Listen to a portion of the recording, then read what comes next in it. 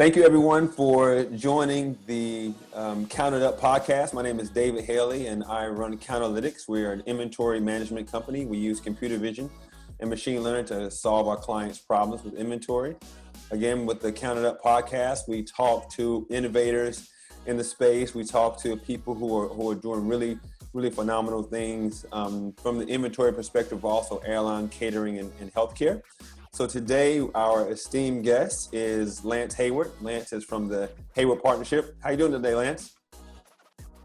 Very well, thank you. How are you?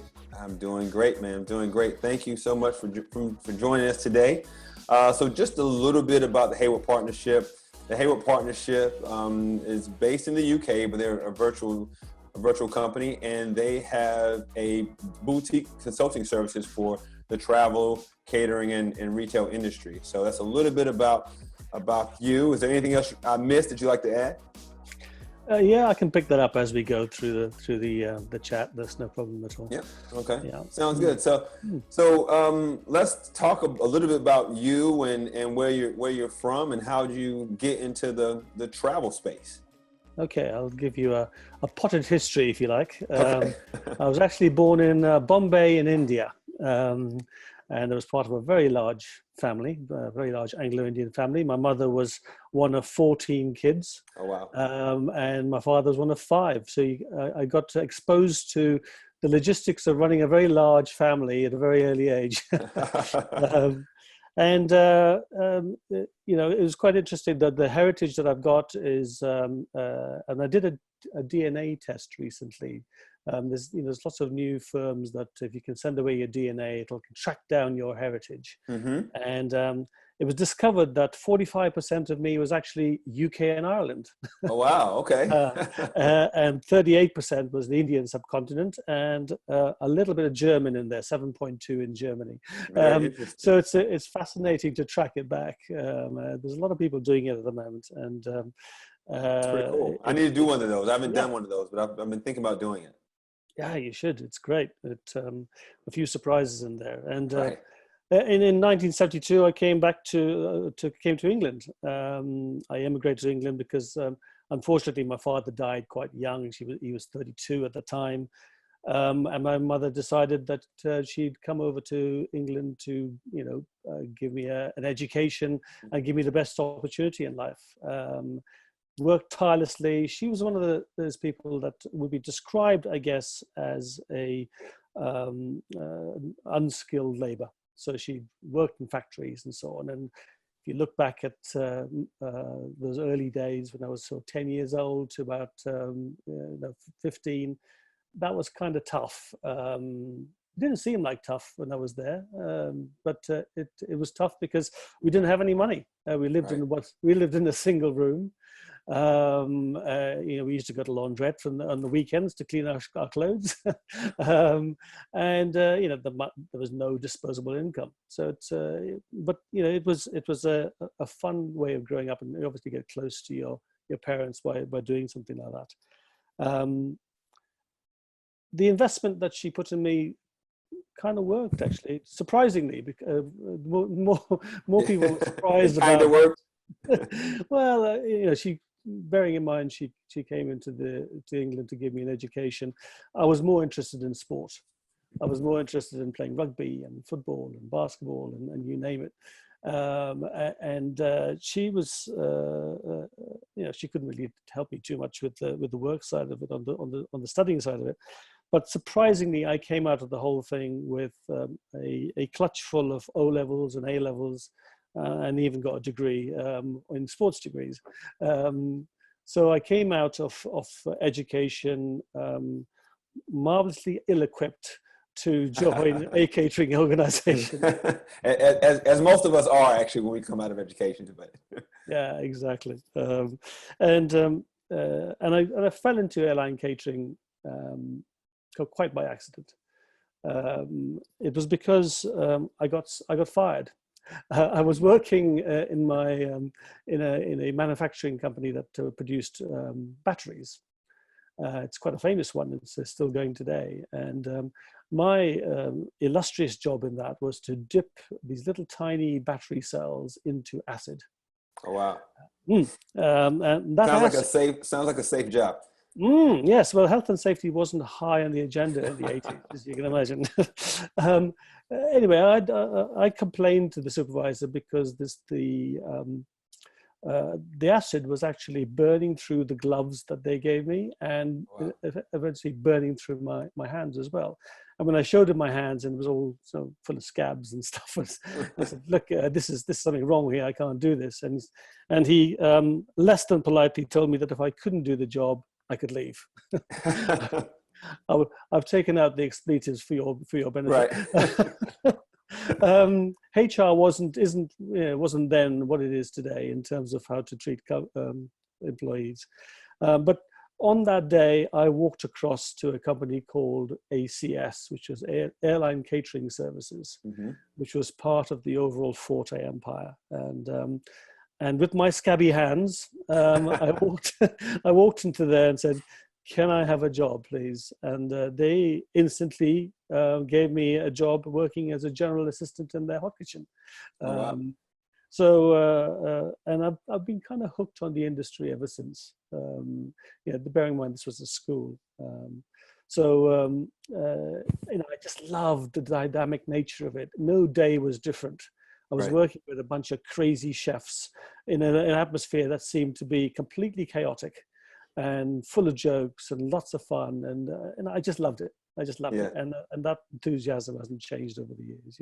That's amazing. So we spend a lot of time in airline kitchens and caterers kitchens, and it totally is organized chaos, right? When you think about just what all goes on, the number of flights they have to prepare, food, beverages, plates, cutlery, all those things. Think about the number at any large airport. You think about how crazy and how busy it has to be. Organized chaos is kind of how we describe it. It is. It's one of the directors in our company famously called what happened in the catering facility as the swamp. Yeah. Things came in, it entered into the swamp, and then stuff came out. Right. And really, you didn't want to pay too much attention how it happened, but it did. Right. You didn't really necessarily know how the sausage was made, but you got sausage at the end, right? Exactly. It is a highly complex, and I'm sort of obviously brushing past the level of detail that everyone has to go to achieve what they do achieve in these places. But and I've kind of through my career experienced every single aspect of it, because when I left college with my sports degree, there were no real jobs in sports at that time. The Prime Minister Maggie Thatcher at that time was promising a 3-day week, and everyone was going to have such a lot of leisure time, and we were all going to be spending our time in sports centres and health centres and so on. And when I left my course, clearly none of that happened. everyone was still working their socks off. And so I went back to the kitchen that I have, doing such a fun time and as a student, and I took a job as a loader driver. So basically, putting the catering onto the airlines. And I had 4 years of the best time of my life. It was essentially, the company was fantastic to me. I could work as many hours as I wanted to. I made loads of friends. Every single airline had a whole bunch of crazy crew that used to work on them. Right.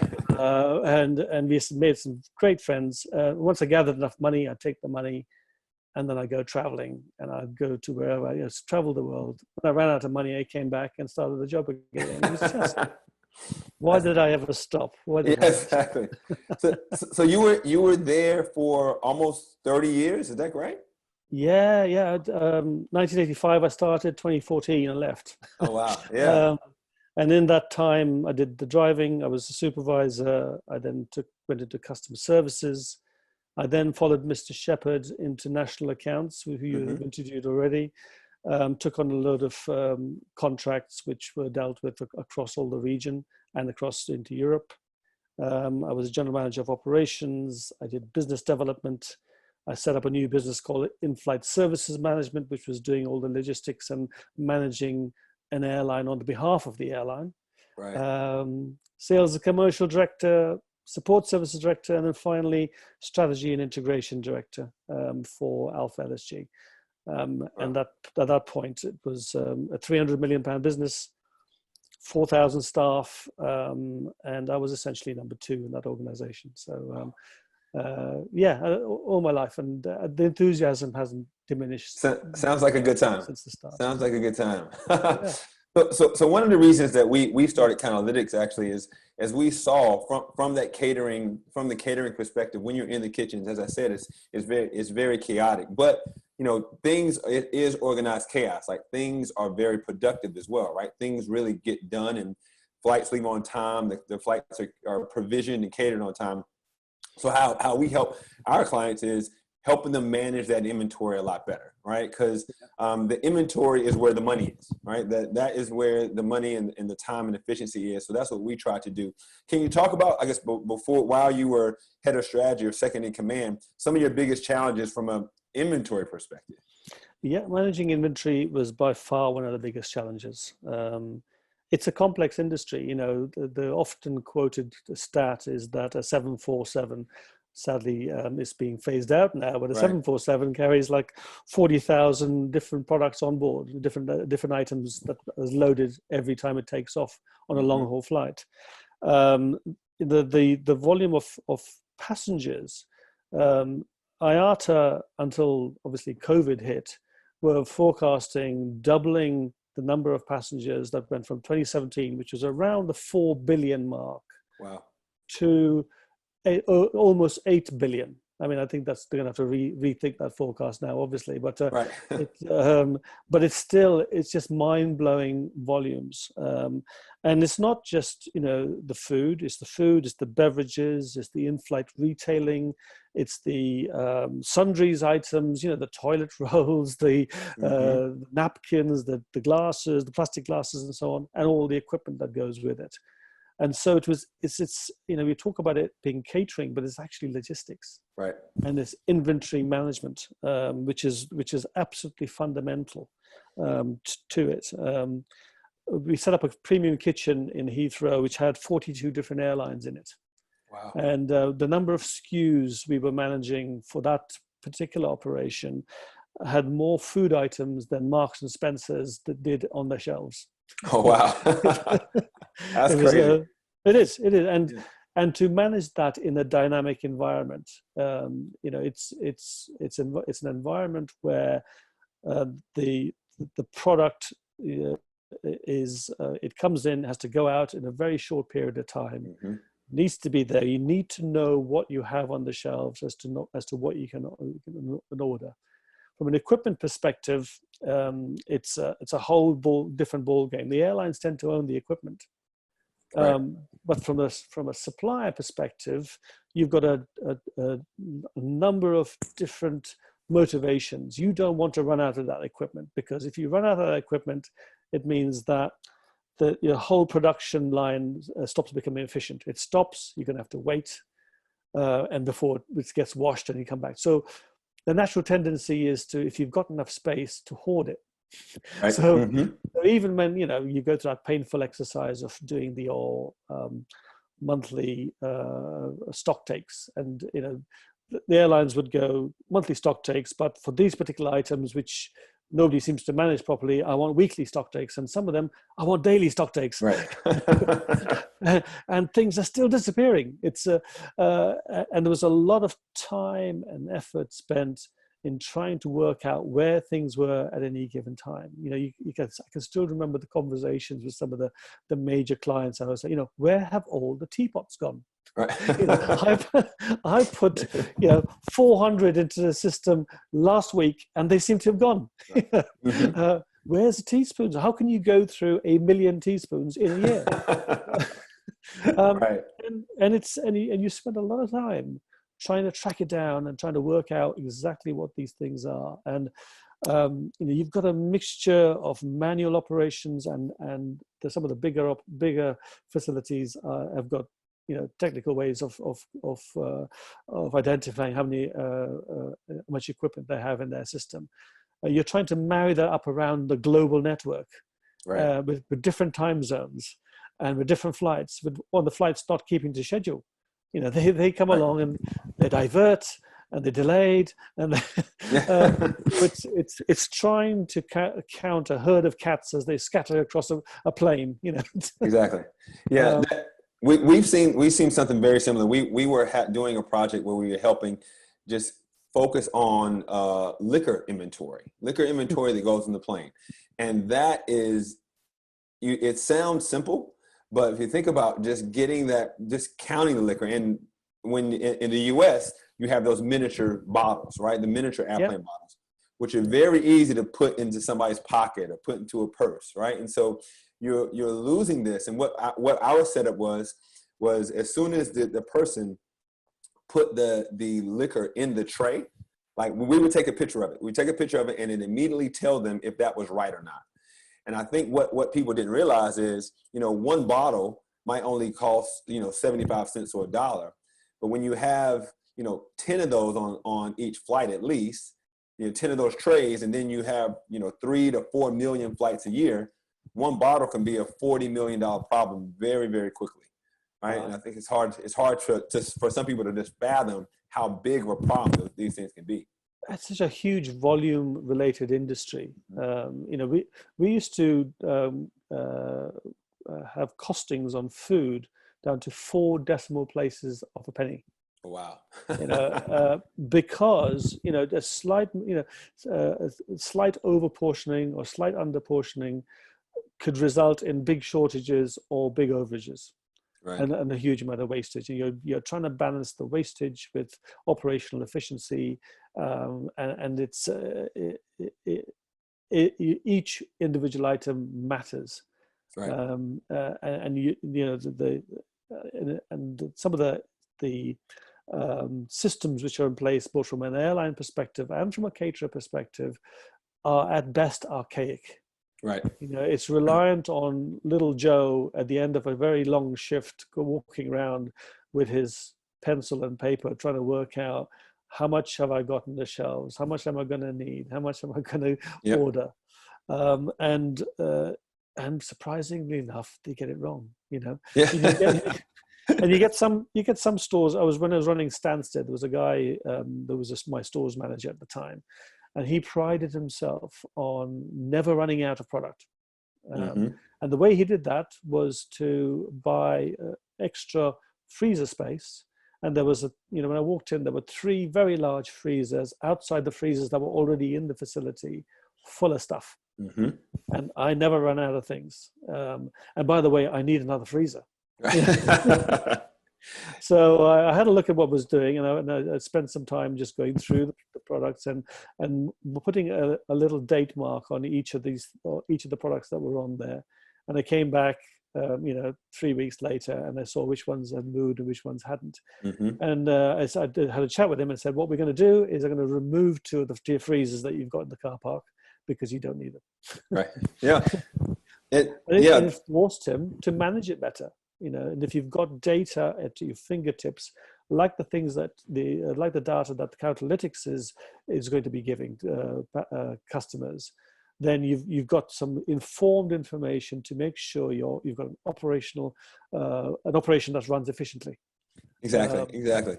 And to that point, I think that person you were talking about is not abnormal. Like we see a lot of just hoarding inventory, and because he's right, you cannot run out, right? You cannot run out. But the opposite side of, I have all this inventory on my balance sheet as well, right? I have all this inventory on my balance sheet, and until I can get control of it, and that's what we try to do. We say, hey, we know how much is coming in, and we understand how much is going out, right? And so we are really just a data company. We help process that data and to give transparency to our clients. And so if you have transparency and data, you can make better informed decisions, right? Absolutely. And that better informed decisions allows you to be more efficient, allows you to save money. And at the end of the day, that's what we all want to do. First question when you walk into any operation is, what's your depth in days for your product? Right. How long have you got this? Your my money tied up on your shelves. Right. Mm-hmm. And if most people are working hard to get that closer and closer. I mean, it is tough because there are usually penalties associated with running out. Right. So people are always got that in their mind. There's also the question of who owns the product or the stock item. If it's owned by an airline, the caterer might think, well, actually, I'm not paying for it. It's not my money that's tied up on the ship. Yep. Even if you get a good information on the stock take, you'd adjust the figures so that you wouldn't get into trouble. Yeah. Because you right. You'd adjust the figures because at the end of the day, you don't want to be declaring you got too much stock because you'll get a penalty. Mm-hmm. You want to make sure you got enough stuff because if you didn't have enough stuff, you'll get a penalty. Mm-hmm. And so it's really it's a network problem. You really need to be able to tackle it from all aspects of the network to make sure the whole thing runs efficiently. And if it does work efficiently, that swamp that I was talking to you about before becomes actually quite a reasonable place to work. You're not looking around. What's really interesting is that items are very similar across airlines. There are Atlas trays and Atlas trolleys, etc. And you think, well, it'll all fit into any airline.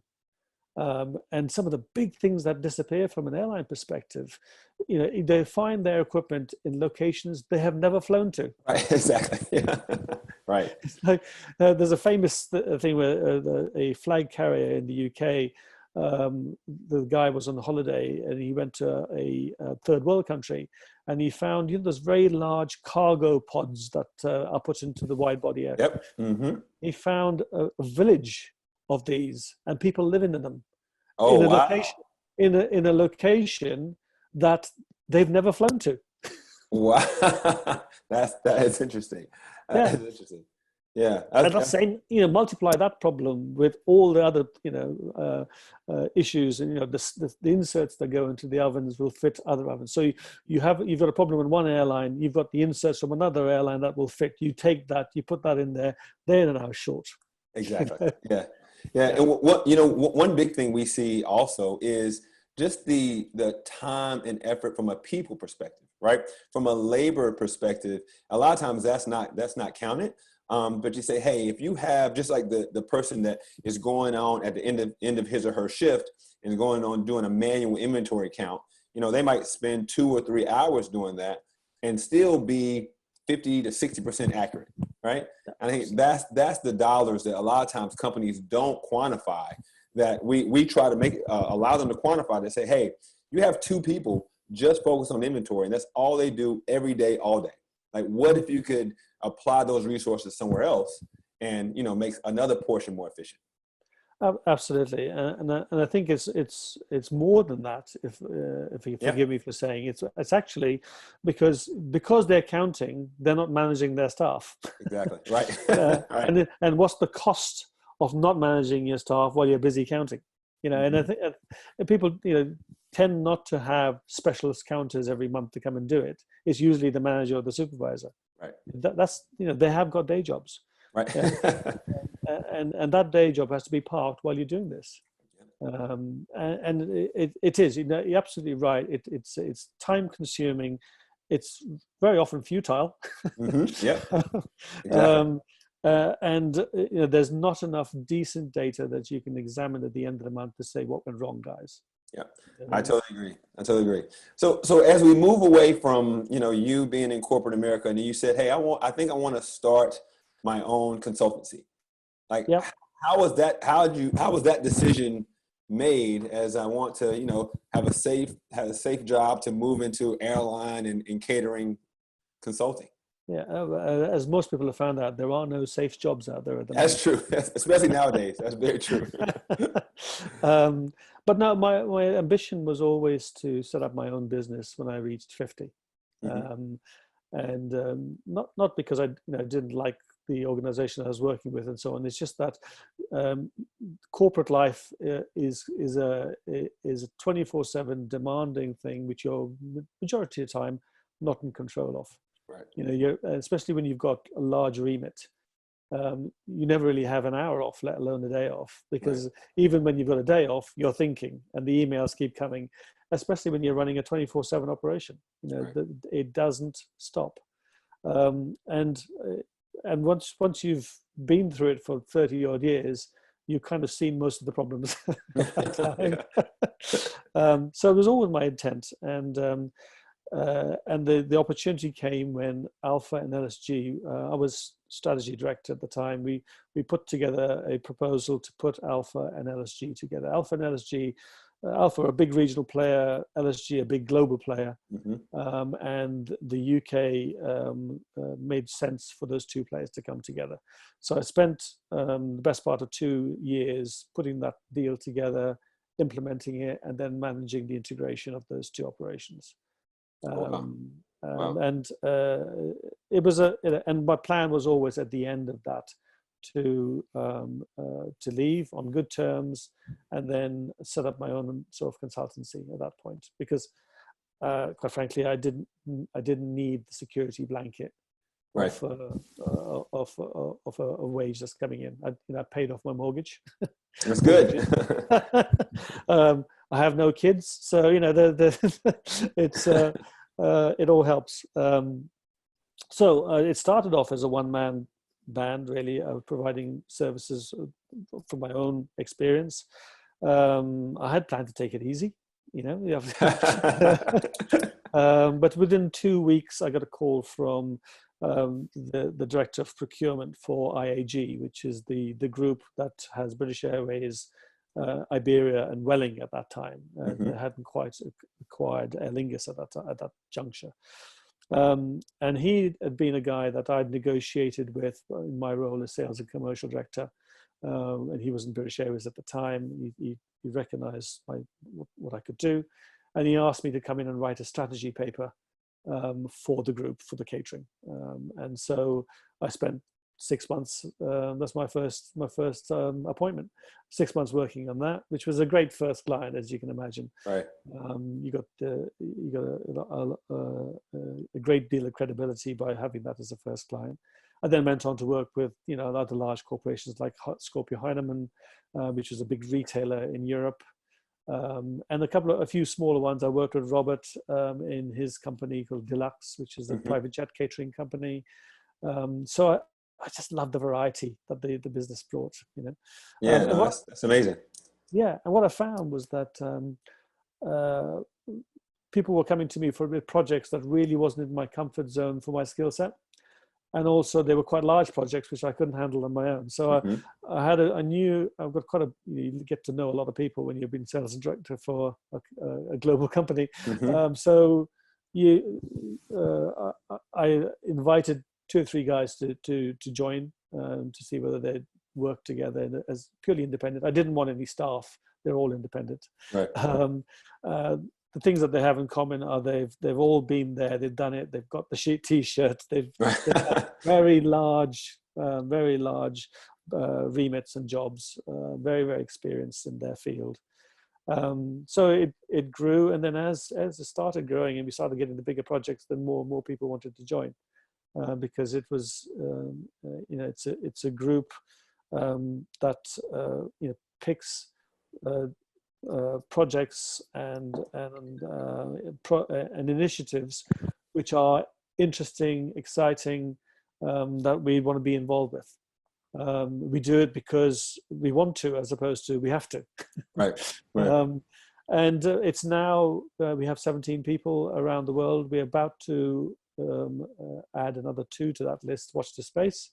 And we have people in the States, the Middle East, quite a large number of us in the UK and Europe, Singapore, and in Australia. And we get invited to doing all sorts of things, customer experience stuff for airlines. There are expert witness sort of projects whereby things have gone wrong and you need experts to come in and have a look at what's happened and try and work out a best way through it. I do turnaround projects, so if an airline or a company is in trouble financially, a team of us would go in there, help them restructure, and get them back on track. Wow. Yeah. It's a very phenomenal company. I mean, you guys do a lot. I heard about you guys even before I started Conalytics. So it's almost every airline conference you go to, there's somebody from the Hayward Partnership there, shaking hands and kissing babies, right? Things that you Yeah. have to do, yeah. But it's amazing. Yeah, well, it's. I mean, each one of us has a very wide network. Mm-hmm. You know, if you take Sandra, for example, based in Texas, in Houston. She was the head of in-flight for Continental Airlines, and then went on to be the head of in-flight for United Airlines. And so Mm-hmm. she imagined, you know, and she was also president of IFSA. And so you can imagine the network that she's got in that part of the world. And if you go through each one of us, we've all got similar sort of, you know, large networks. And so when we go to these conferences, it's more like really a gathering of friends. You know, Right.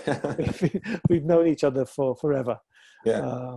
And so it's a great network to be in. You know, That's great. That's great. So let's switch subjects a little bit to the white paper your organization released a couple of months ago now, called "Shaping the New Normal," and I think and I read it. It's really good. It talks about kind of what the airline and catering industry will look like kind of a post-COVID world. And I love the way it really goes down and talks through each individual stakeholder, right? So just thinking about what the customer impact is going to be, how our suppliers impact, how the airport's impacted. So how do you kind of come up with the idea to release this white paper, and what's been the response so far? Well, the white paper was as a result. We had quite a significant pipeline of projects that we'd set up for this year. And most of those kind of ground to a halt because most airlines and suppliers had to switch very quickly from thinking about the future to how do I survive this particular bump in the road. Right.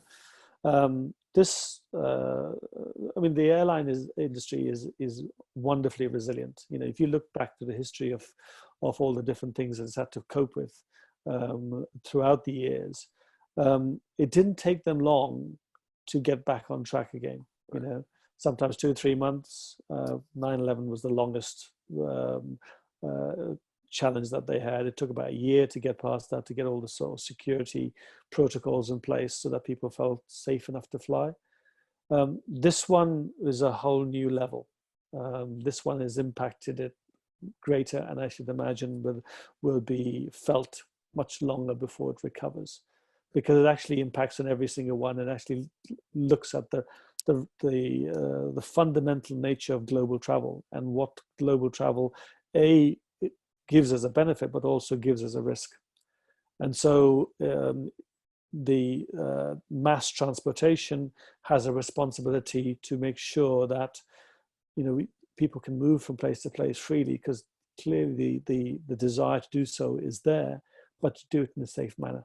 Right. And we turned our combined expertise to creating the paper, because what we saw was a number of silo approaches to what was a global problem. You know, governments were doing their own thing, airlines were doing their own thing, suppliers were doing their own thing, right. And all of those initiatives, and some of those were PR stunts to try and, you know, almost con people to sort of think it's safe to travel, it's okay, get back on board, we're fine, you know. Right.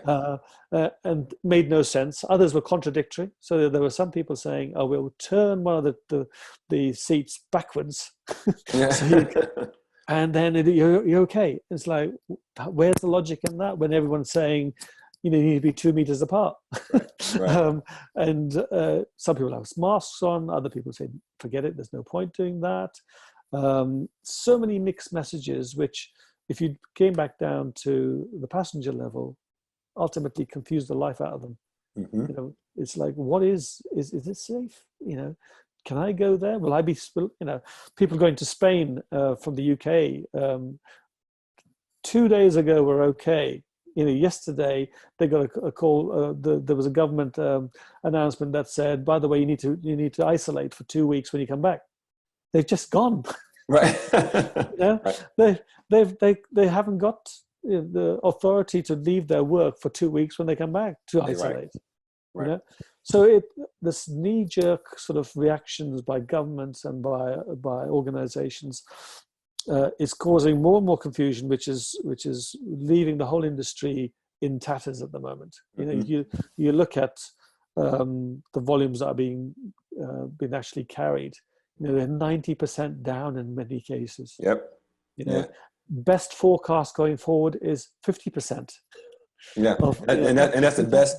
That's the best case scenario, and which is crazy when you think about it. One point I saw when in your just supply chain impact points is on one slide that shows that almost every aspect of the customer, the airline, and the airport journey is impacted. Right? There's no one is safe, from the lounges to the cleaners to the caterers to the airline itself. Like, everyone is impacted with this crisis, which is amazing. And we've had conversations about with airlines to say we're not doing any external spending right now because we need to save money.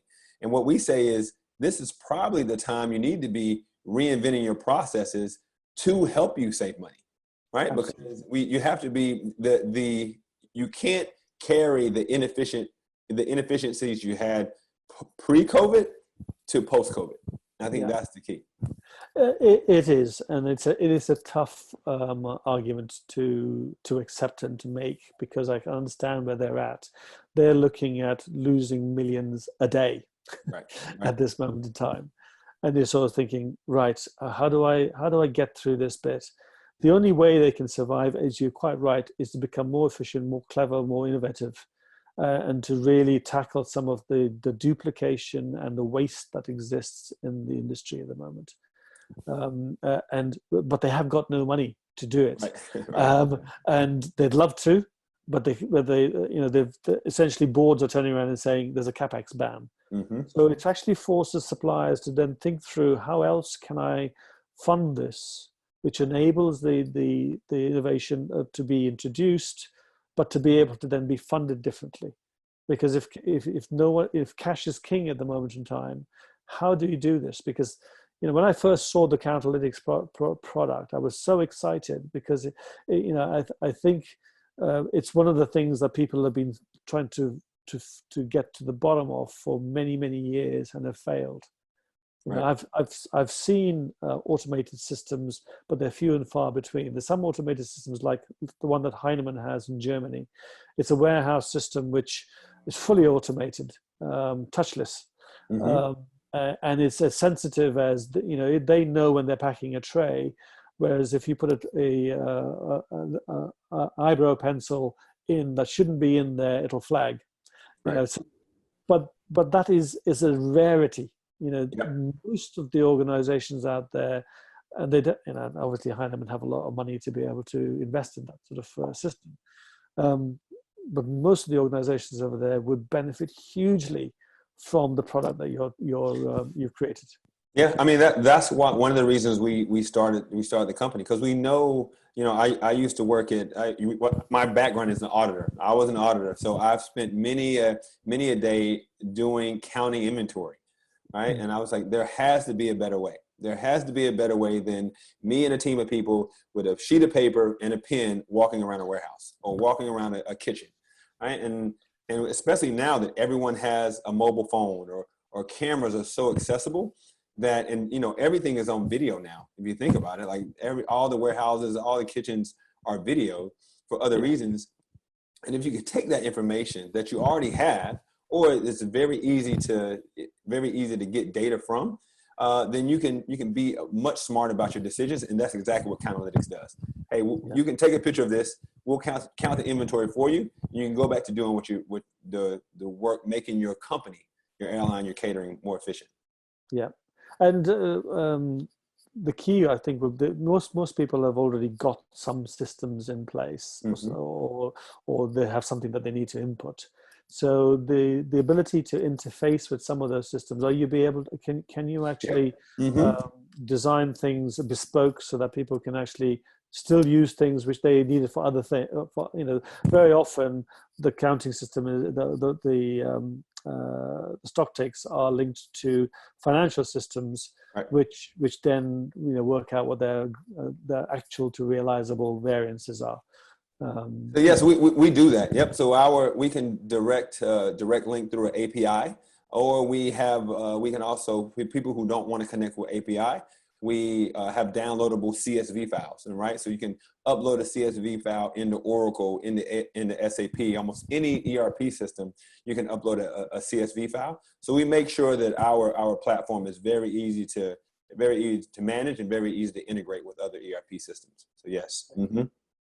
So yeah, it's been very interesting to see the journey from COVID-19. But like I said, your white paper was very well written and really told the story very succinctly and how everyone is affected.